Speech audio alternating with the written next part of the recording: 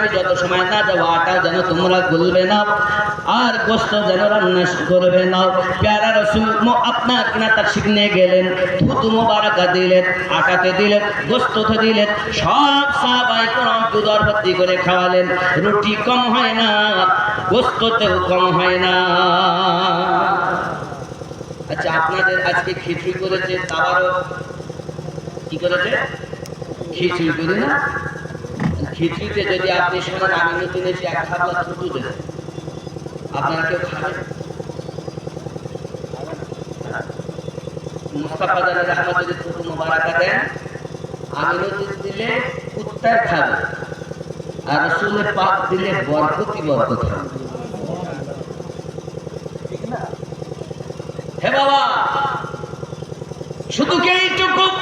আমার নবী ওযু বানাচ্ছেন, নাক মোবারকা থেকে যে আপনার পার করতেছেন, নাক থেকে কি বার হয়? গোটা। আপনারা কি বলেন? গোটা বলেন তো? নাক থেকে যখন আমার নবী পার করতেছেন, সাহাবায়ে কেরাম হাতে করে নিচ্ছেন। বলুন না সুবহানাল্লাহ। বিবি আপনাকে যতই ভালোবাসুক না কেন, আপনার থুতু খাবে না, আপনার নাকের পোটা খাবে না। খাবে? খাবে? সাল্লামের থুতু মোবারকা তো দূরের কথা, নাক মোবারকা থেকে যে আমাদের কালিজা বের হয়, আমার নবী পাকের নূর মোবারক বের হয়।